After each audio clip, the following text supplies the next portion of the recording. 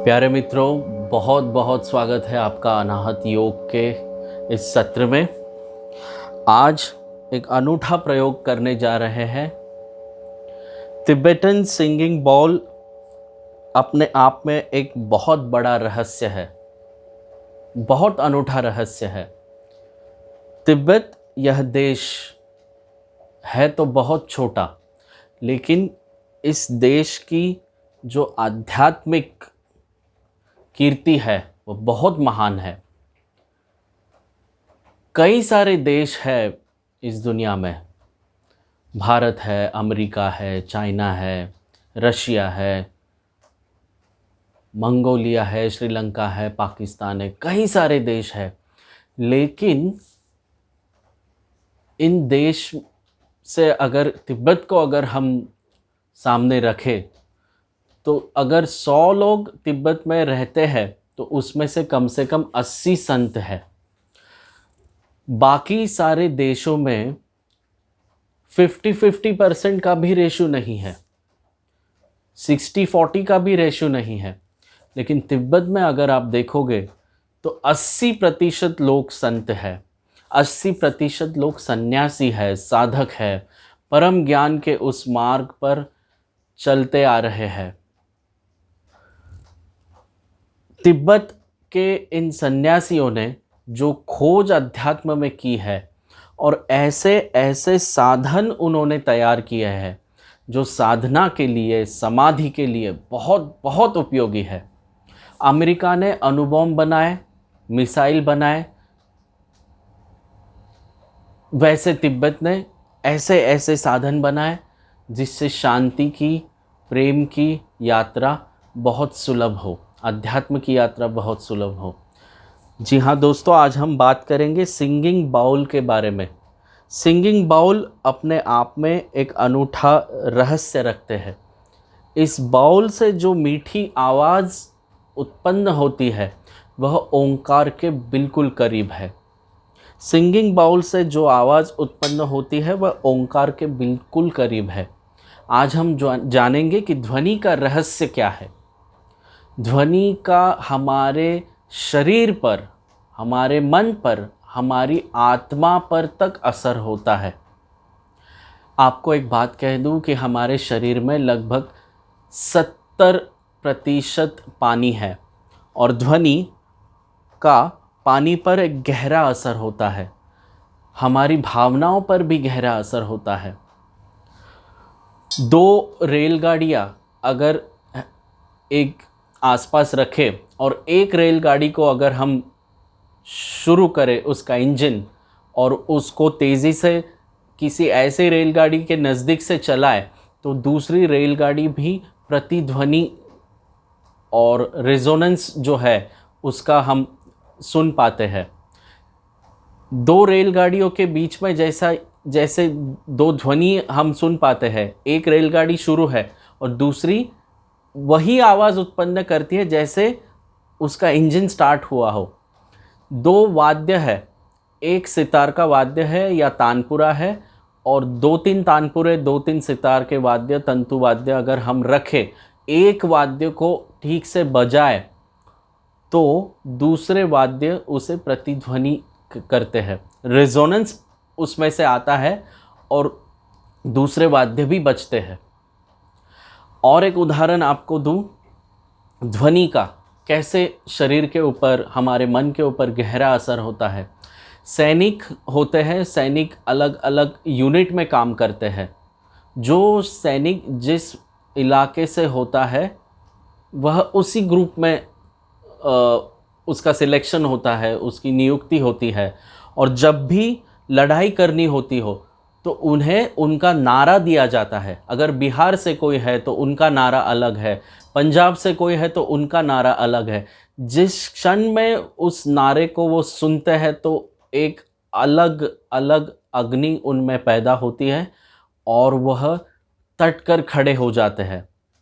तो ध्वनि में कुछ रहस्य है जो हमारे भीतर काम करते हैं। कनाडा में ओशो के प्रवचन में उन्होंने कहा है कि पंडित रविशंकर की सितार पर एक प्रयोग किया गया था। पौधों को उनके सितार के सामने रखा गया, उन्होंने सितार वादन किया कुछ हफ्ते, और जो पौधे सितार के नज़दीक थे उन्होंने उस सितार की तरफ झुके वह पौधे। तो इससे हम यह देख सकते हैं कि पौधों तक, पेड़ पौधों तक भी इसका असर होता है। हमने सुना है कि भगवान कृष्ण बांसुरी बजाते थे तो ध्वनि का कैसे असर होता था विभिन्न प्राणियों के ऊपर। गोपियाँ तक नाचती थी और बहुत मधुर स्वर में वह लीन हो जाती थी। तो ध्वनि का एक अपने आप में एक बहुत बड़ा रहस्य है। मंदिर में हमने देखा है कि घंटा का प्रयोग किया गया है। जब कोई प्रवेश करता है तो उस घंटे का नाद तुम्हारे भीतर आता है और तुम्हें वहीं पर शांत कर देता है। कई सारे लोग हैं बिल्कुल अस्वस्थ होकर, बेचैन होकर प्रभु के मंदिर में जाते हैं, लेकिन जब घंटा का नाद होता है तब उन्हें ख्याल आता है कि हम मंदिर में आए हैं, और उसी वक्त उनका चित्त शांत हो जाता है, अशांत मन शांत हो जाता है। तो ध्वनि में कुछ है। माँ लोरी गाती है तो उस लोरी का भी बच्चे के ऊपर असर होता है। हम भजन करते हैं, कीर्तन करते हैं, उससे भी मन शांत होता है। तो ध्वनि का एक बहुत बड़ा रहस्य है, बहुत सुंदर उसका असर होता है, और आज उसका हम प्रयोग करेंगे। उसके पहले आपको एक कहानी बताऊं कि मधुर संगीत का हमारे ऊपर एक बेहतरीन असर होता है। एक तो है साधारण संगीत, जिसके स्वर हमारे कान तक आते हैं और वहीं से फिर लौट के चले जाते हैं। लेकिन जो मधुर संगीत है, मधुर संगीत है, शास्त्रीय संगीत है, भजन है, कोई बांसुरी की धुन है या सितार की धुन है, कोई कोई स्वर कानों से हृदय में प्रवेश करते हैं। और जब स्वर हृदय में प्रवेश करते हैं तब हमें संगीत की अखंडता का बोध होता है, जैसे सारे स्वर मिलकर एक हो गए और उस एक में हम उसकी दिव्यता को अनुभव करते हैं। तो ध्वनि में बहुत कुछ है जानने जैसा। ध्वनि अपने आप में एक बहुत बड़ा रहस्य है। ध्वनि को जब हम सुनते हैं तो उसके दो पहलू हैं, एक ध्वनि का और दूसरा उसके पीछे जो निर्ध्वनि है उसका। आज हम देखेंगे कि कैसे ध्वनि के माध्यम से हम निर्ध्वनि में प्रवेश करेंगे। तो हमारे भीतर हमने जाना अनाहत योग में कि ओंकार रहस्य है, हमारी चेतना, यह पूरा अस्तित्व ओंकार से बना हुआ है। ओशो कहते हैं कि ओंकार के करीब होना स्वर्ग है, ओंकार से दूर निकल जाना नरक है, और ओंकार में एक होना मुक्ति है, बुद्धत्व है, संबोधि है। तो क्यों ना इस सिंगिंग बाउल से हम ओंकार में आज डुबकी लगाएं। एक और रहस्य आपको बता दूं कि सिंगिंग बाउल अलग अलग साइज़ के होते हैं। अलग साइज़ के होने के कारण इसकी ध्वनि भी अलग होती है, इसकी फ्रीक्वेंसी भी अलग होती है। आज हम देखेंगे कि यह कैसे ओंकार की ध्वनि पैदा करते हैं। जैसे आपने सुना होगा कि ओम जो ध्वनि है इसके तीन पहलू है, आ, उ और मा। आ, उ और मा हर भाषा के प्राण है। दुनिया में कई सारी भाषा है, संस्कृत है, अंग्रेज़ी है, मराठी है, हिंदी है, कन्नड़ा है। हर देश की लाखों करोड़ों भाषा होगी। जितनी जातियां हैं, जितने प्रजातियां हैं, उतनी भाषाएं हैं। लेकिन हर भाषा को अगर आप देखोगे तो वो तीन चीज़ों में डिवाइड हो चुकी है। उसके तीन प्राण है, आ, उ और मा। हर शब्द आ, उ और मा से बना हुआ है, और यही आ, उ और मा एक बिंदु में समाहित है। आ, उ और मा एक चीज़ से जुड़े हुए हैं। जहाँ आ, उ और मा विलीन हो जाते हैं वहाँ ओम की ध्वनि प्रकट होती है। तो पहले तो ओम है, और ओम से आ, उ और मा बना है, और आ, उ और मा से कई सारी ध्वनियाँ बनी हुई है। अब हम कई सारे ध्वनियों से आ, उ और मा तक आएंगे। जैसे मैंने आपसे बात की, इस बातचीत में आ, उ और मा है। इस आ, उ और मा से हम देखेंगे कि कैसे यह सिंगिंग बाउल आ उ और माँ की ध्वनि पैदा करते हैं। आ ऊ में विलीन हो जाता है, ऊ माँ में विलीन होता है, माँ फिर से आ में विलीन होता है, और तीनों जहाँ विलीन होते हैं वहाँ पर ओंकार होता है। बिल्कुल ध्यान से सुनना, आ की ध्वनि होगी, ऊ की ध्वनि होगी और माँ की भी ध्वनि होगी, और तीनों मिलकर एक सर्कल पैदा करेंगे। उस सर्कल के मध्य बिंदु में ओंकार है। ओंकार ही निकलकर आ बनता है, ओंकार ही निकलकर माँ बनता है, और ओंकार ही निकलकर ऊ बनता है। और यह तीनों आ ऊ माँ एक सर्कल में घूमती है, और उसका मध्य बिंदु ओंकार है। उस ओंकार में हमें डुबकी लगानी है। तो आप बिल्कुल ध्यान से सुनना। आ ऊ और माँ की ध्वनि हम अभी करेंगे।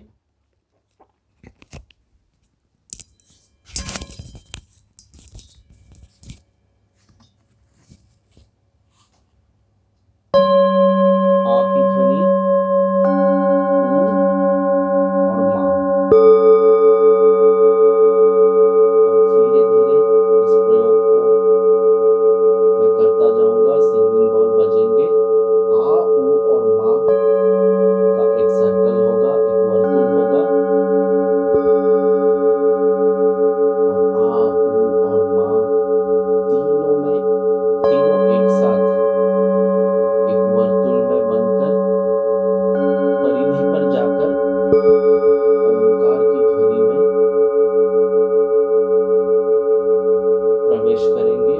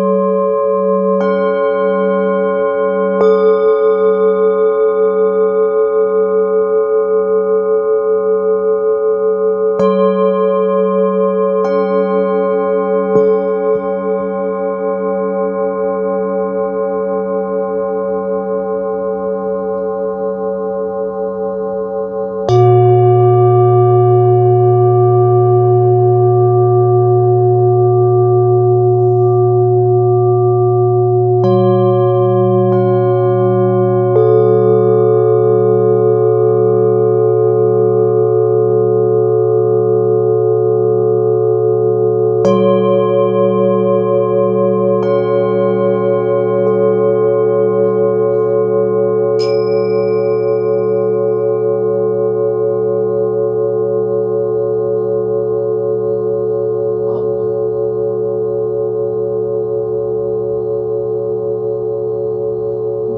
के ओंकार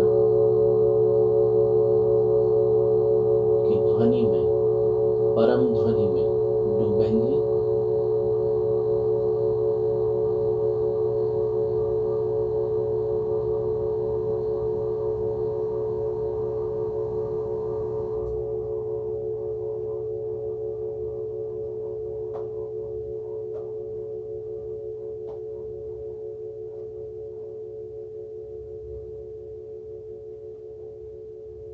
भीतर निराकार में आ, ऊ और माँ